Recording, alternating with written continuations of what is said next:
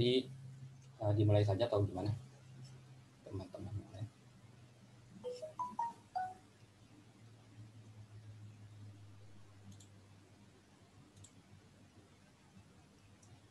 Langsung saja ya. Taruh tunggu presentator yang lain ya.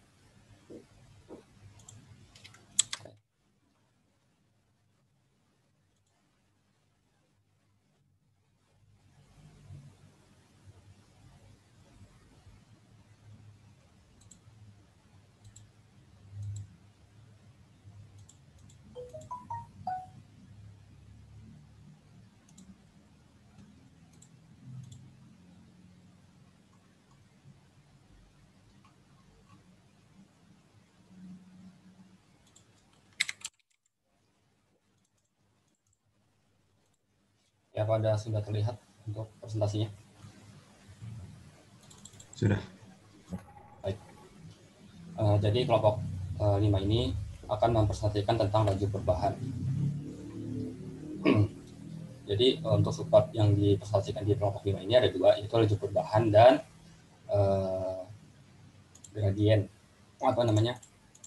kurva level dan gradien. Kita masuk ke laju perubahannya dulu. Laju perubahan maksimum. Nah, jadi laju perubahan maksimum itu diberikan fungsi P dan titik, fungsi F dan titik P. Arah di mana fungsi itu berubah paling cepat itu ketika dapat diketahui dari mana arah DUFP yang adalah yang besar. Nah, kita bisa menyatakan DUFP itu adalah vektor satuan U dikali del FP. Itu ada di slide sebelumnya. Nah, ini kan adalah suatu dot product ya. Dot product itu kita bisa buat jadi panjang dari vektor satuan dikali del FP, FP-nya ini harus itu del FP ya. Ada sedikit typo, dikali cos theta. Nah, karena panjang vektor satuan itu adalah 1, jadi kita bisa ganti itu jadi 1 dikali del FP cos theta. Nah, dengan theta adalah sudut antara si vektor satuan itu dan del FP. Jadi del FP itu dimaksimumkan ketika theta-nya sama dengan 0, yaitu ketika cos sama dengan 1. Cos 0-nya itu cos 0-nya ketika cos 0 itu 1, dan diminimumkan ketika ketika theta-nya sama dengan pi, atau hasil cos pi-nya itu adalah min 1. Jadi ada teorema di mana suatu fungsi itu bertambah paling cepat di vektor P atau di titik P pada arah gradien dengan laju del FP, dan berkurang secara paling cepat ya, karena berkurang berarti kan dia negatifnya gitu pada arah yang berlawanan dari yang gradien tersebut, itu dengan laju min panjang dari del FP. Oke, kita masuk ke contoh soal. Jadi ini sebenarnya ngambil dari PPT sebenarnya, PPT yang dikasih Guria. Jadi ada sketsa curve smooth pada parabola hiperbolik Z sama dengan Y kuadrat min X kuadrat di titik 1,1,0. Nah, ini gambarnya seperti ini kurang lebih. Nah, yang ditanya adalah pada arah mana ia seharusnya bergerak untuk panjatan yang paling curam, dan berapa kemiringan pada waktu ia memulai. Jadi kita harus mengetahui dua buah yang ditanyakan, itu arahnya atau del FP-nya sama kemiringannya atau gradiennya. Gradiennya. Jadi kita bisa buat seperti ini. Tadi kan Z, ya misalkan X, Y adalah Y kuadrat min X kuadrat. Lalu sesuai dengan yang kita sudah pelajari sebelumnya, del F ada del FP itu kita bisa, del FP adalah sebuah vektor kan, dia dengan komponen-komponennya adalah turunan parsial dari fungsi tersebut. Jadi kita turunkan secara parsial terhadap X, yang pertama jadi min 2X, dan terhadap Y jadi 2Y. Maka del FP-nya itu, karena tadi P-nya di sini adalah 1,1, del F1,1 itu adalah del F1,1 adalah turunan parsial X kali I ditambah turunan parsial Y per J. Jadi min 2I plus 2J. Karena ini dimasukkan, jadi kan min 2 kali 1, ini 2Y, Y-nya jadi 1, jadi 2 kali 1. Jadi semua tersebut dia bergerak mulai dari titik 1,0 pada arah min 2I plus 2J. Nah, kita tadi tahu kalau DUF itu adalah del FP. Panjang dari del FP. Kita sudah tahu del FP-nya min 2I plus 2J. Kita tinggal cari jaraknya, yaitu akar 8. Kan 2 kuadrat tambah 2 kuadrat, 4 tambah 4, 8. Akar 8 sama dengan 2 akar 2. Jadi dia arahnya adalah min 2I plus 2J, dan kemiringannya sebesar 2 akar 2 satuan. Ya kan, selanjutnya akan dilanjutkan oleh teman saya. Oke, selanjutnya berarti kurva level dan gradien. Jadi kurva level dan gradien itu misalkan pada sebuah level kurva yang kita notasikan sebagai L, dari suatu fungsi XY terdapat sebuah titik P yang dimana XY-nya telah ditentukan, dan terdapat sebuah vektor U yang bersinggungan di P. Karena nilai F sama di semua titik pada level yang sama ya, sesuai dengan yang kemarin-kemarin, maka turunan arah atau DUF, turunan arah dari U, F, X, dan Y bernilai 0 ketika vektor U bersinggung dengan L. Karena sesuai dengan di formula ini, kita bisa simpulkan kalau misalnya nggak disimpulkan kalau misalkan 0 sama dengan turunan arah F sama dengan vektor F X vektor fungsi XY dikali U itu sama dengan 0. Jadi dari sini kita bisa simpulkan kalau misalnya vektor F dan vektor U itu adalah tegak lurus dengan gradiennya. Selanjutnya.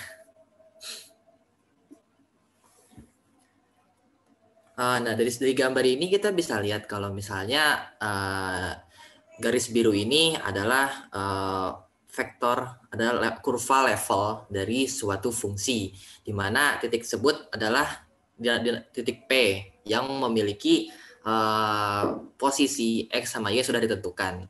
Lalu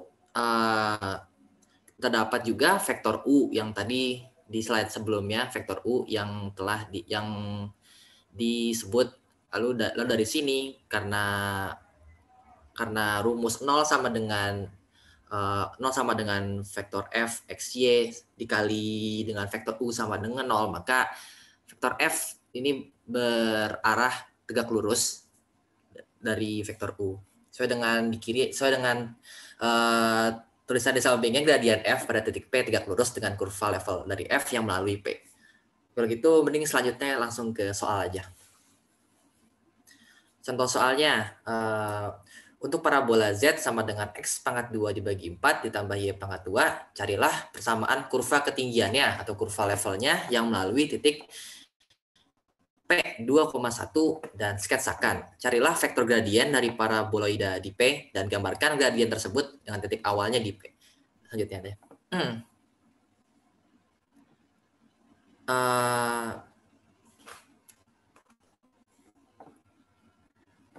Penyelesaiannya. Oke. Kurva ketinggian dari paraboloida yang berpadanan terhadap bidang Z sama dengan K. Berarti kita anggaplah Z sama dengan K, punya persamaan K sama dengan X pangkat 2 per 4 ditambah Y pangkat 2. Sesuai dengan persamaan di soal tadi. Yuk, untuk mencari nilai K, nilai K dari kurva ketinggian atau L yang melalui P, kita bisa substitusikan X sama dengan 2 dan Y sama dengan 1 ke persamaan K tersebut. Jadi begitu kita substitusikan ke persamaan ini, kita X pangkat 2 sama dengan 4, bagi 4 sama dengan 1, ditambah Y pangkat 2 sama dengan 1, 1 tambah 1 sama dengan 2. Kita dapatkan K sama dengan 2. Jadi persamaan kurva ketinggian yang melalui P adalah elips. Jadi kita bisa dari sini, dari K ini kita bisa simpulkan kalau misalnya ketinggian yang melalui P, kurva ketinggian yang melalui P adalah sebuah elips, yaitu kita bisa bentuk ke rumus seperti ini, X pangkat 2 dibagi 8 ditambah Y pangkat 2 dibagi 2 sama dengan 1. Lalu misalkan juga jika fungsi sama dengan X pangkat 2 dibagi 4 ditambah Y pangkat 2. Karena fx X, Y sama dengan X pangkat 2 itu di X pangkat 2 dan Fy sama dengan 2Y gradien paraboloida di P21 adalah kita di sini bisa dengan menurunkannya secara implisit, lalu kita bentuk ke rumus ke persamaan seperti ini, delta vektor F 2,1 sama dengan fx 2,1i ditambah fx 2,1j sama dengan i tambah 2j. Lalu kurva ketinggiannya bisa digambar sebagai berikut. Lalu di sini kita bisa lihat bagaimana kurvanya kira-kira berbentuk seperti apa. Karena sesuai dengan tadi itu kurvanya adalah sebuah elips. Lalu ada titik 2,1 di kurva tersebut, dan kita bisa simpulkan kalau karena vektor F, karena vektor F katanya ya sudah pasti berupa tegak lurus, maka kita bisa gambar kalau vektor F dari poin 2,1 bakal seperti itu, bakal bertegak lurus dengan kurva levelnya. Ya, terima kasih.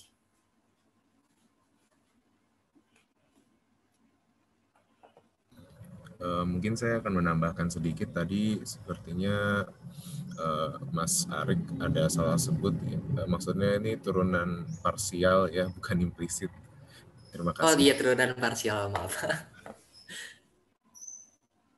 Ini benar ya, bukan X kuadrat, ini X per 2. Ya turunan parsial dari X kuadrat 4 kan. Ya.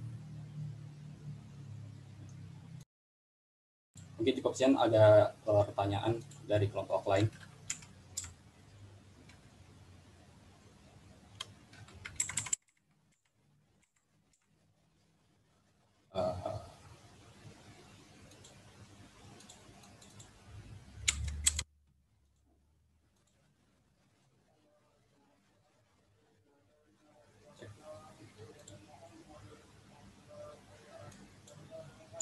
Mau nanya dong?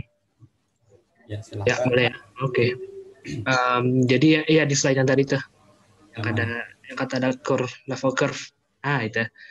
Di sini level curve itu menunjukkan bukan garis-garis yang ini nih, garis yang siku-siku itu ya, dua itu maksudnya apa ya? Hubungannya apa sama curve levelnya nanti? Ya, udah.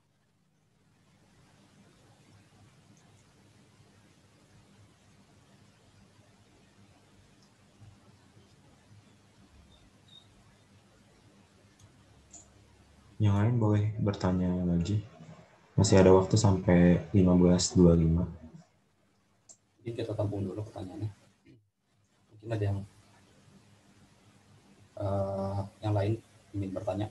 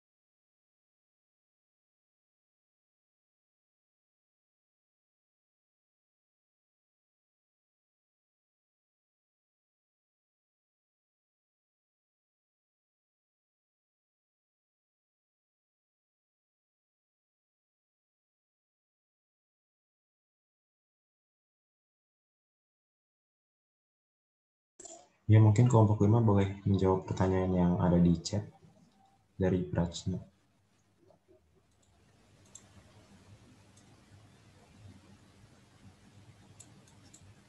Oke. Mungkin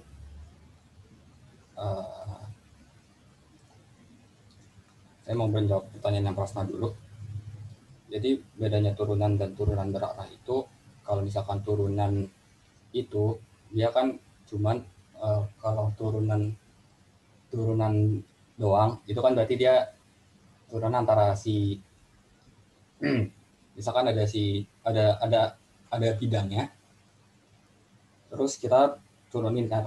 Kalau turunan itu dia bentuknya adalah vektor 2 dengan apa sih, elemen 2. Sedangkan kalau turunan berarah itu kita punya arah nih. Nah, misalkan ada bidang di atasnya. Nah, si arahnya itu menjadi sebuah garis, nanti kita ada bidang ke atas gitu. Jadi itu nanti bentuknya di sebuah uh, di sebuah arah itu, di arah itu, misalkan ada arah itu, nah nanti kita ke atas terus. Nah, itu jadi kayak x, x, jadi 2 dimensinya gitu. Nah, di turunan berarah itu kan berarti kita bisa berarti turunan berarah itu nanti hasilnya adalah sebuah gradien dengan bukan skalar, bukan vektor gitu. Mungkin kalau misalkan keliru, yang lain bisa ditambahkan. Mungkin saya bisa bantu mempermudah ininya penjelasannya. Jadi kalau turunan biasa itu kayak turunan misalnya bentuknya bidang doang gitu, nggak ada arahnya. Kayak anggap aja kalau di dunia asli itu mungkin kayak lintasan gitu ya, sebuah lintasan F1 misalnya gitu. Sedangkan kalau misalnya vektor itu kayak berarah gitu, kayak dia tuh punya arah gitu loh. Jadi bentuknya itu dalam bentuk vektor kalau turunan berarah. Misalnya kayak kan tadi kan kalau misalnya turunan biasa itu anggaplah kayak sebuah sirkuit gitu kan, sebuah sirkuit F1 misalnya. Jadi kalau turunan berarah itu anggaplah kayak apa ya? Mungkin jalur F1-nya sendiri gitu, mobil F1-nya yang bergerak dari start ke finish kayak gitu misalnya. Jadi mungkin agak keliru tapi saya mencoba untuk menjelaskan. Terima kasih.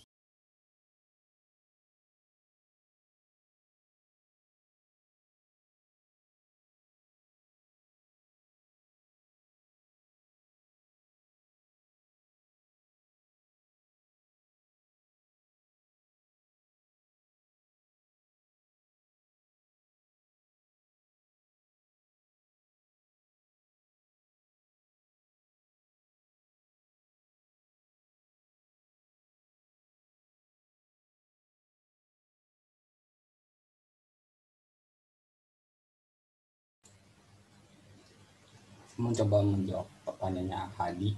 Ini kenapa sebenarnya ini kan teorema ya. Teorema kalau misalkan ada gradien f pada titik P tegak lurus, ini gradien dari f di titik P itu adalah tegak lurus terhadap kurva ketinggian f yang melalui P.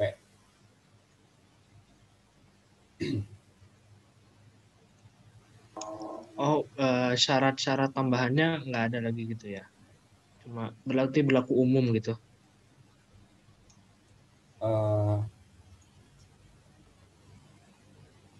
Enggak. Kalau menurut teoremanya.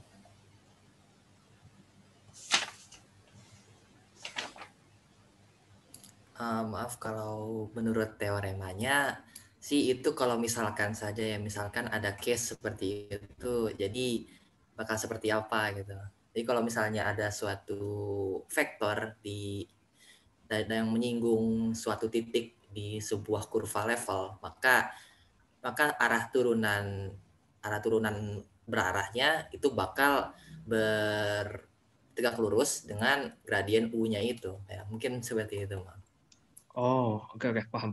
Makasih, Kak.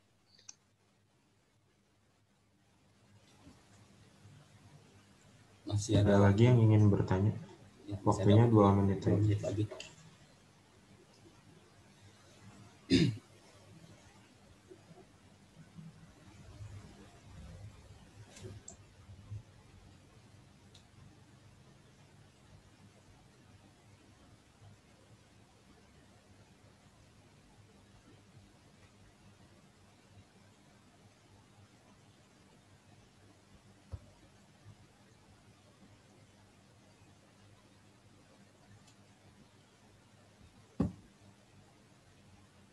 Oke, dari Prasnya ada pertanyaan lagi. Jadi definisi DUFP itu dalam bentuk fungsi juga kan ya. Jadi ada X ini gitu. Jadi kalau misalkan DUFP itu kan dia DUF.